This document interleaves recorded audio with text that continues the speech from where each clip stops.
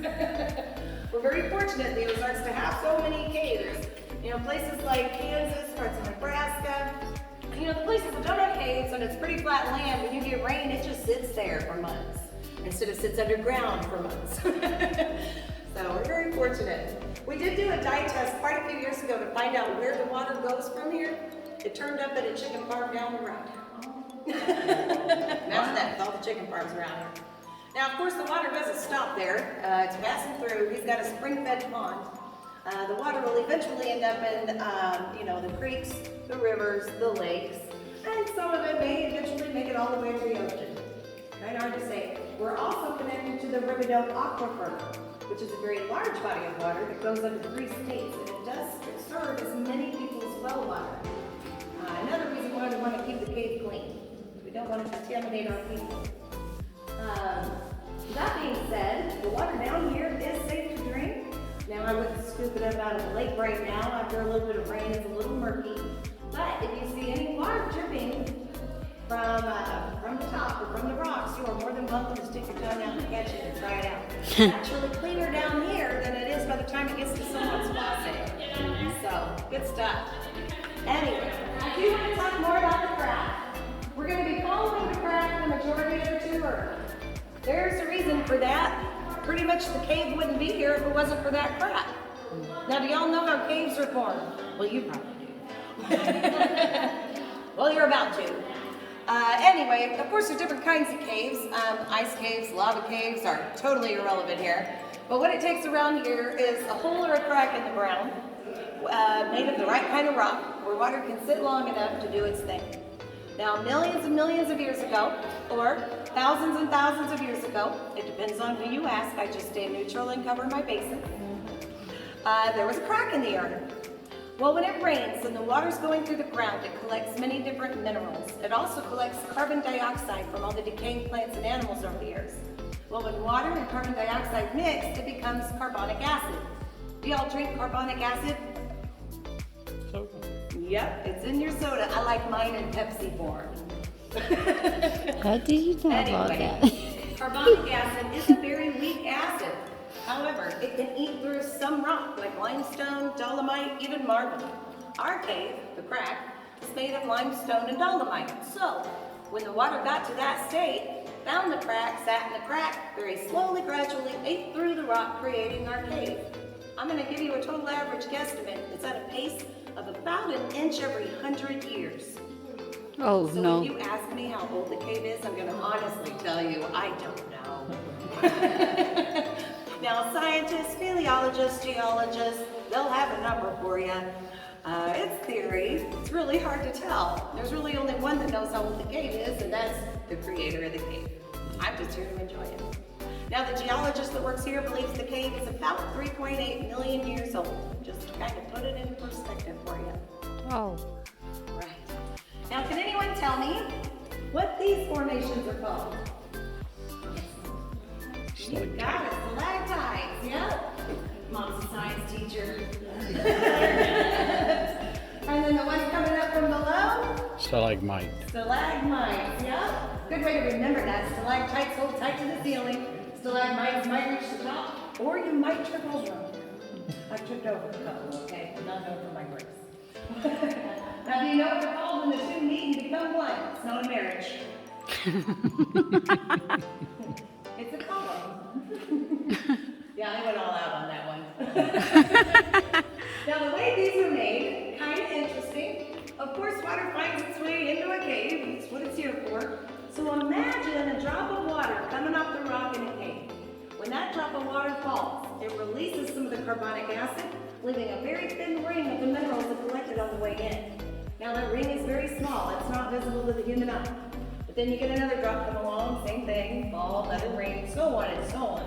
At about the same pace as the growth of cave, inch every 100 years, you eventually end up with soda straws, like these guys. Aw. Soda straws are hollow. The water's flowing on the inside, dropping out the bottom.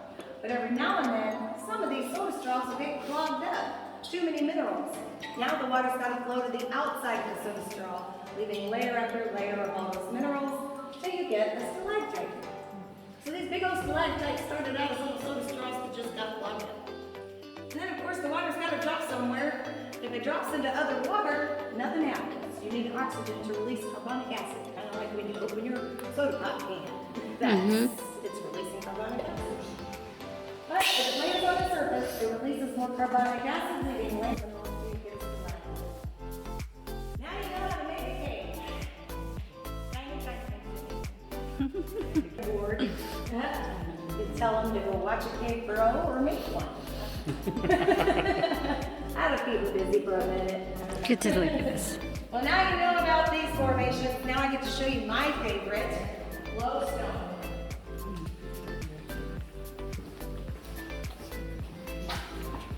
You have inside? Oh, jeez.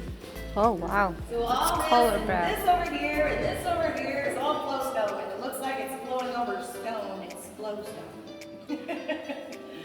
This one here we call the frozen Milky Way. Not just because it looks milky, but you can sometimes tell by the coloring of a formation what mineral it consists the most of. Wow. This is quite white, so obviously it's mostly calcium, calcite, and it's milky. Now most glowstone will have beautiful cave draperies hanging off the bottom, kind of like these up here, but not broke. But the miners got a hold of this, which is such a shame. I bet this was absolutely beautiful at one time. I heard the draperies were about 6 to 9 feet long and they were white. You don't get to see that very often. We do have some pretty nice draperies further down though, so you will get to see some draperies that are the way they're supposed to be. All right, I'm gonna point out this one more formation for now. Does anyone know what these are called? These little squigglies that run down underneath the rock. What does it look like? Something you eat maybe? Bacon. Yep, it's cave bacon.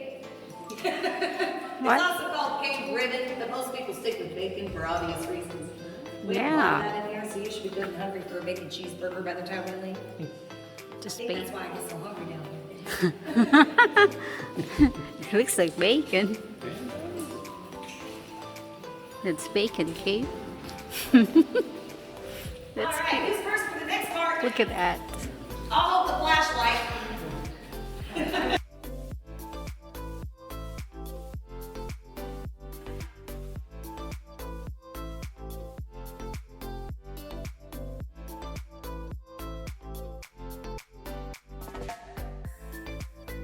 This rope has been hanging here since the 70s, and I don't find ropes that are as old as me.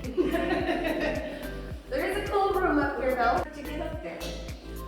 One of our previous owners, back in the 50s, he wanted to make that room part of his tour.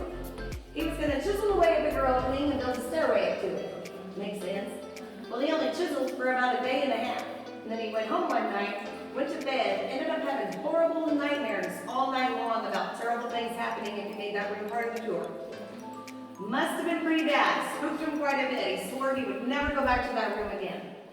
Now our current owner, he was a guy here through the 70s. He became full owner in 1980. He went up there, pretty much same reason, scope it out, see what he wanted to do with it. Well, what he found was that previous owner's tools still sitting there. The guy didn't even go back for his tools. Well, he started getting a bad feeling.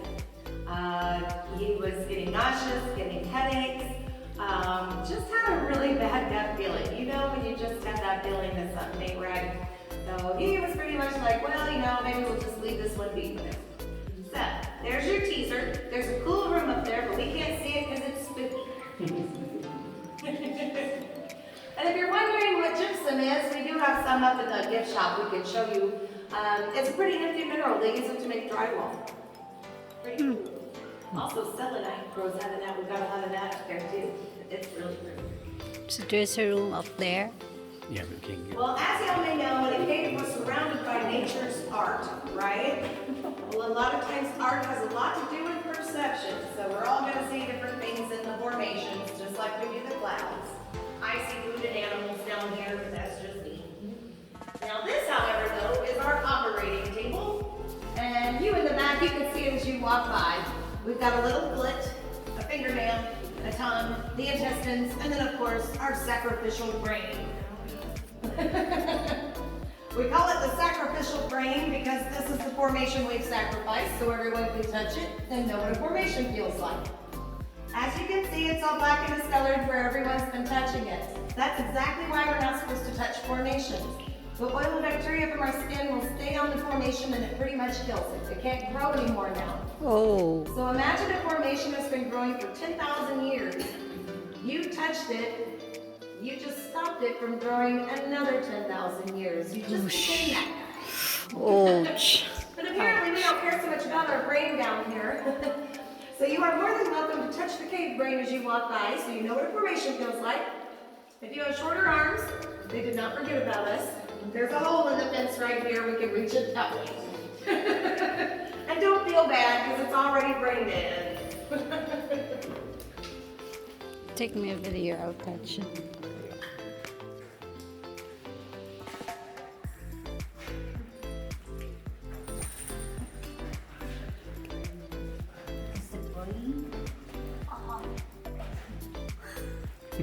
I want to touch, try it. It's all slimy. Oh, baby.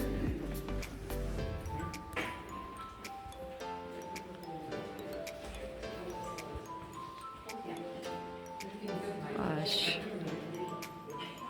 It's just water down there. All right, as we go through this little passage right here, watch your head, but what I have found more importantly, watch your footing. I had a lady going through here, she was watching her head, but then when she lost her footing, her head became a pinball down here. Don't be her. Oh, God.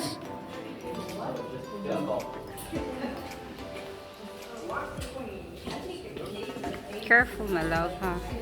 Watch your head, watch your steps, watch everything. Watch your steps, watch your head, watch your everything. How's that? Oh, yeah. Good. Really.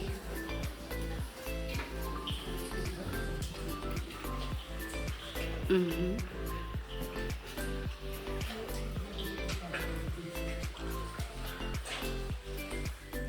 All right, so this is South Lake. This is what